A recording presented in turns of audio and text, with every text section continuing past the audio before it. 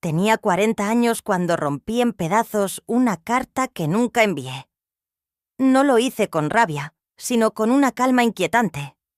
Era para Daniel, mi esposo, pero me di cuenta de que ya no necesitaba que él me viera para sentir que existía. Llevaba años siendo una sombra silenciosa en una casa llena de rutinas y ausencias. Daniel hablaba poco y trabajaba demasiado. Nuestro hijo Jack, ahora con 21 años, ya no era el niño que una vez necesité proteger. Estaba a punto de volar, de irse, y con él, lo último que aún me conectaba a algo parecido a un sentido. Las noches eran largas, las cenas vacías, la cocina reluciente después de limpiar por costumbre, no por amor. A veces me sentía tan sola que hasta el ruido del lavavajillas me parecía compañía. Me había acostumbrado a no esperar, a no pedir, a no molestar.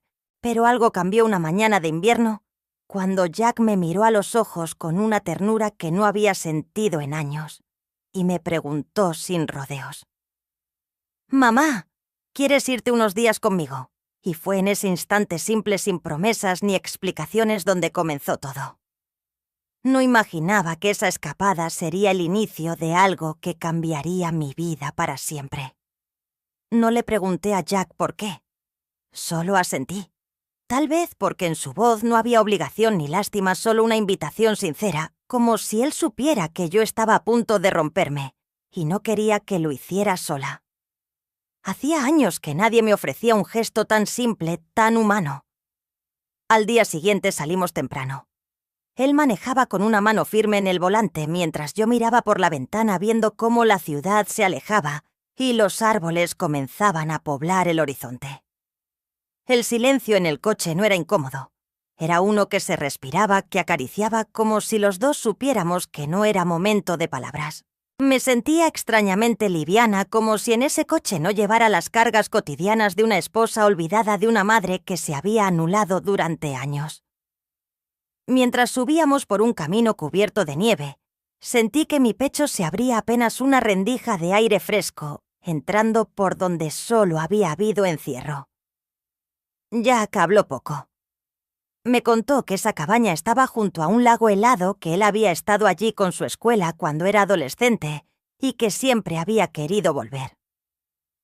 «Es tranquila, mamá. Vas a poder respirar». Sus palabras simples me tocaron como una caricia inesperada. Al llegar la vi, una pequeña cabaña de madera rodeada por pinos altísimos cubiertos de blanco, como sacada de una postal antigua. Jack abrió la puerta con una sonrisa suave, como si entrara en un recuerdo feliz. Todo era sencillo: una chimenea de piedra, sillones gastados pero acogedores, una mesa de roble con marcas de tiempo.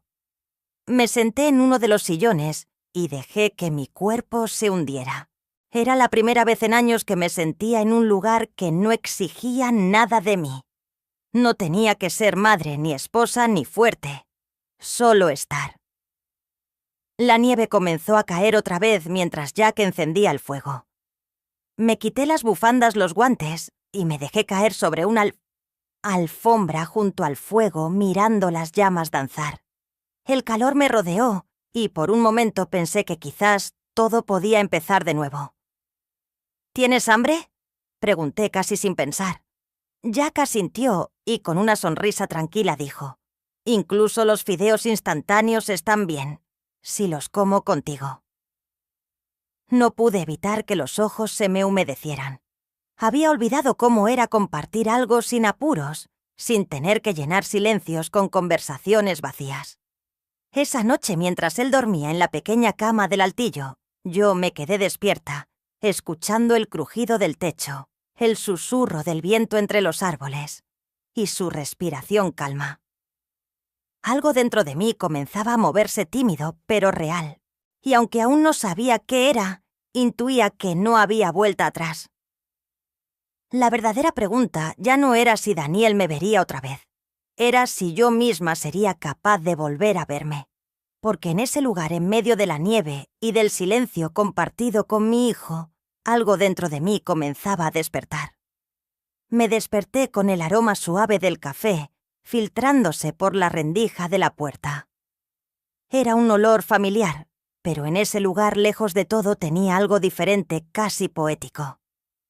Me incorporé lentamente aún envuelta en la manta gruesa y me puse el suéter de lana que Jack había dejado doblado a los pies de la cama. Cuando bajé, lo vi de pie junto a la ventana de la cocina, sosteniendo una taza con ambas manos, la mirada perdida en la blancura infinita del bosque. Me detuve un instante sin que él lo notara, observando su figura alta, serena, con una luz tenue bañándole el rostro. Mi hijo, pensé. Mi pequeño, el mismo que solía correr por el pasillo con calcetines torcidos y dibujos en las manos. Ahora era un hombre, y sin embargo en ese momento tan vulnerable y lleno de ternura como antes. ¿Te levantaste temprano?, pregunté en voz baja, temiendo romper la calma del instante. Jack giró, apenas sonrió y dijo: «Este lugar me hace querer aferrarme a cada momento. Además, hago un café buenísimo». Reímos. Me entregó una taza y me senté en la mecedora cerca del fuego que aún ardía suavemente. Bebimos en silencio. Yo tratando de recordar cuándo fue la última vez que alguien me sirvió algo sin que lo pidiera. Él simplemente estando. Durante la mañana ordenamos la cabaña juntos. No porque fuera necesario, sino porque era una forma de estar presentes, de compartir sin presiones. Jack limpió las ventanas con un trapo que parecía tan viejo como la propia casa, mientras yo doblaba mantas, colocaba cosas en los estantes, acariciando con los dedos la madera gastada. Cada tarea pequeña se sentía como un hilo más que nos cosía de nuevo despacio, sin prisa. En algún momento me detuve frente a una fotografía antigua que colgaba en la pared un grupo de jóvenes sonrientes alrededor de una fogata. Jack me contó que uno de ellos era él, mucho más joven, con los ojos aún llenos de inocencia. «Siempre quise volver aquí contigo», dijo, «pero no sabía si tú querrías». Lo miré sorprendida. «¿Por qué no iba a querer?» Él bajó la mirada, encogiéndose de hombros. «A veces sentía que estabas muy lejos, incluso estando en casa». Sus palabras me atravesaron. No eran reproche, eran verdad. Y en esa verdad sentí la punzada dulce de la culpa, pero también una puerta entreabierta. Al mediodía Jack me miró con una chispa en los ojos. «¿Has probado caminar con raquetas de nieve, mamá?», reí negando con la cabeza. «Estoy más acostumbrada a caminar entre puestos del mercado». «Bueno, hoy caminarás entre árboles». Me entregó un par de raquetas grandes, torpes, y salimos. El frío nos golpeó el rostro con suavidad como una caricia de invierno. Avanzamos por el bosque hundiendo los pies en la nieve virgen. El mundo estaba en silencio, y mientras caminábamos con cada paso, sentí como algo en mí se acomodaba, como si cada huella fuera una forma de soltar el peso invisible de todos los años que había guardado sin decir nada. Y fue allí, en ese bosque blanco, cuando Jack, sin previo aviso, me dijo algo que me dejó sin aire. Algo que había guardado desde niño y que cambiaría para siempre la manera en que yo lo miraba. Nos detuvimos en un claro del bosque rodeados por pinos altos que parecían protegernos del resto del mundo. La nieve crujía bajo nuestros pies, pero el silencio era tan denso que podía escuchar mi propia respiración. Jack miró hacia el cielo grisáceo y luego, sin girarse, dijo en voz baja: «Cuando era niño, cada vez que tenías dolor de cabeza o te sentías mal, salías sola al patio y te sentabas en silencio. Pensabas que yo no lo notaba, ¿verdad?» Me quedé inmóvil. No esperaba eso. Mi corazón dio un pequeño salto. «Pensé que eras demasiado pequeño para entender», susurré. Jack negó con la cabeza, aún sin mirarme. Lo veía todo, y siempre deseé que tuvieras a alguien que te abrazara, alguien que te dijera que no tenías que aguantarlo todo sola. La nieve siguió cayendo, pero dentro de mí una parte se quebró. No con dolor, sino con una ternura profunda y nueva. Me giré hacia él parpadeando para no llorar. En ese instante ya no vi a mi hijo, sino a un hombre con el alma despierta, capaz de ver más allá de lo evidente más allá de los silencios que llenaban nuestra casa. «Gracias por decírmelo», logré decir con la voz hecha un nudo. Caminamos un poco más, pero el ritmo había cambiado. Cada paso era más lento, como si ambos necesitáramos saborear el momento.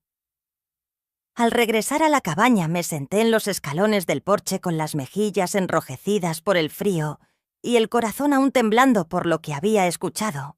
Jack me preparó un té de jengibre caliente y lo puso en mis manos con esa misma ternura que lo había guiado todo el viaje. «¿A dónde quieres ir mañana, mamá?», preguntó.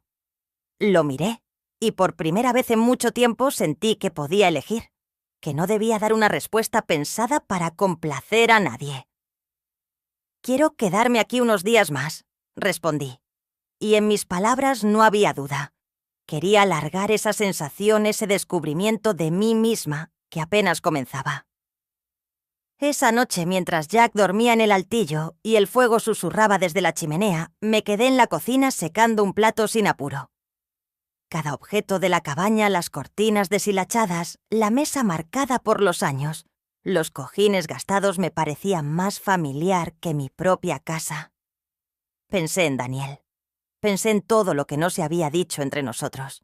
Y me pregunté si alguna vez había notado que yo, su esposa, me estaba apagando día tras día. Subí las escaleras en silencio y pasé frente a la habitación de Jack. Escuché una música suave instrumental como un susurro constante. Me detuve un momento con la mano en el pasamanos. Algo me decía que cuando volviéramos nada sería igual, pero aún no sabía cuánto, ni qué parte de mí tendría que soltar para poder realmente volver a vivir. La mañana siguiente desperté más temprano de lo habitual. No por el sonido del despertador, ni por deberes por cumplir, sino porque algo dentro de mí ya no me dejaba dormir como antes. No era ansiedad, era una especie de vigilia silenciosa, como si mi alma me pidiera que no dejara escapar este despertar que apenas comenzaba.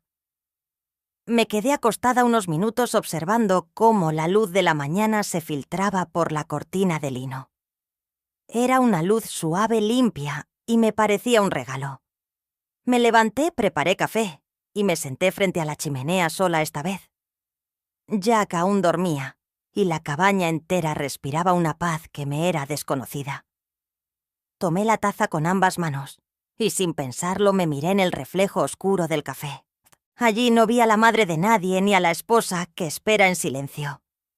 Vi a una mujer cansada, sí, pero también viva. A una mujer que había olvidado sus propios sueños por sostener los de los demás. Y por primera vez en años no sentí culpa por pensarlo.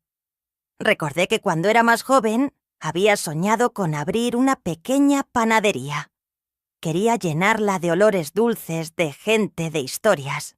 También había querido escribir, aprender italiano, incluso viajar sola. Pero poco a poco, esas ideas se fueron apagando entre cenas familiares, reuniones escolares y llamadas de trabajo de Daniel a medianoche. No era que me quejara entonces. Creí que era lo correcto, lo normal, hasta que me descubrí vacía funcionando como un reloj viejo que sigue andando por inercia. Terminé el café en silencio con una determinación tibia que empezaba a tomar forma. Subí a vestirme y encontré a Jack ya despierto, estirándose frente a la ventana. «Hoy el cielo está más claro», dijo. Asentí, y por dentro pensé que sí que también lo estaba mi corazón. Pasamos el día caminando alrededor del lago helado haciendo fotos con su vieja cámara. Él me enseñaba detalles del paisaje con una emoción contagiosa, y yo lo miraba con asombro. No solo por lo que veía afuera, sino porque estaba descubriendo a un hijo que tal vez no conocía del todo. Un joven atento, sensible, generoso. Y entonces entendí algo que nunca me había detenido a pensar. Jack también se había criado entre silencios. Esa noche, ya en casa, mientras lavaba los últimos platos del día, recibí la llamada. El teléfono sonó con una urgencia helada que me devolvió de golpe a la realidad que había dejado atrás. Contesté con voz temblorosa. «¿Eres la esposa de Daniel?», preguntó una voz masculina al otro lado. Sentí un vacío en el estómago. Sí, soy yo. Su esposo ha sido ingresado de urgencia. Está en la unidad de cardiología. Necesitamos que venga lo antes posible. Y allí, en medio del eco tibio de la cabaña, supe que el pasado venía a tocar mi puerta. Pero esta vez, yo ya no era la misma. Salí de la cabaña sin pensar demasiado, solo con el abrigo encima y las llaves en la mano. Jack quiso acompañarme, pero le pedí que se quedara. «Necesito hacer esto sola», le dije, y me abrazó fuerte antes de soltarme. Conducir de noche por las carreteras nevadas fue como avanzar entre pensamientos congelados. Cada farola iluminaba no solo el camino, sino también las preguntas que me había negado a hacerme durante años. ¿Había señales? ¿Cuándo dejamos de hablarnos? ¿Por qué acepté tanto silencio como si fuera parte del matrimonio? Pero lo más extraño no era la preocupación por Daniel, sino la sensación de distancia emocional. No temía perderlo, y esa verdad me golpeó más fuerte que la llamada del hospital.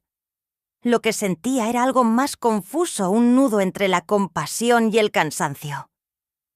Llegué al hospital con el corazón acelerado. Me indicaron la sala de urgencias y esperé. El sonido de puertas que se abrían, las voces bajas del personal médico, todo parecía ir más lento, como si el tiempo se hubiera estirado. Finalmente un médico joven salió, se quitó la mascarilla y dijo con tono sereno: «Está fuera de peligro». Llegó justo a tiempo. Asentí con alivio, pero mi cuerpo seguía tenso. Cuando entré a la habitación lo vi Daniel tan pálido y distinto al hombre que salía de casa cada mañana con prisas. Sus ojos se abrieron lentamente al verme y sin dramatismo, sin adornos, dijo apenas: «Lo siento por todo». Me quedé quieta. Aquellas palabras tan simples hicieron eco dentro de mí como un susurro que llevaba años esperando oír. No supe qué responder. Me senté a su lado observándolo en silencio. Daniel ya no era el esposo inalcanzable, ocupado, distraído. Era un hombre frágil, con miedo. Y yo, la mujer que por fin había hasta empezado a recordar quién era, me encontraba ahora en un cruce de caminos que nunca imaginé. ¿Qué hacer con ese arrepentimiento tardío? ¿Qué lugar tenía ahora en mi historia después de haber tocado fondo en soledad? No lloré. No tomé su mano. Solo me quedé allí presente, por primera vez sin esperar nada. Esa noche no dormí, pero tampoco sentí prisa. El hospital tenía un silencio que no me molestaba. Me senté junto a la ventana del pasillo, mirando las luces lejanas de la ciudad. Pensé en Jack, en la cabaña, en el espejo donde me había vuelto a ver. Y supe que todo estaba cambiando, aunque no sabía aún hacia dónde. Una enfermera me ofreció un café, lo tomé agradecida. Me lo bebí despacio, como si cada sorbo me ayudara a sostener la nueva versión de mí misma que estaba naciendo. Cerré los ojos por un instante, y fue entonces cuando escuché mi nombre. Daniel me llamaba. Su voz era débil, pero distinta. Y en esa palabra pronunciada apenas comprendí que el siguiente paso no sería una decisión clara, sino un proceso. Y yo estaba dispuesta a caminarlo. Una semana después del alta médica, la casa se sintió extrañamente silenciosa. No más puertas cerrándose con prisa ni llamadas de trabajo a medianoche. Daniel, por orden médica, trabajaba desde casa y pasaba los días en el sofá o en su nueva oficina improvisada. Yo me movía por la casa con la misma rutina de siempre: preparar café, ordenar la cocina, planificar las comidas. Pero algo era distinto. No en él, ni siquiera en nuestras palabras, sino en el aire que nos rodeaba. Había espacio, una pausa entre cada movimiento, como si la casa también estuviera esperando algo.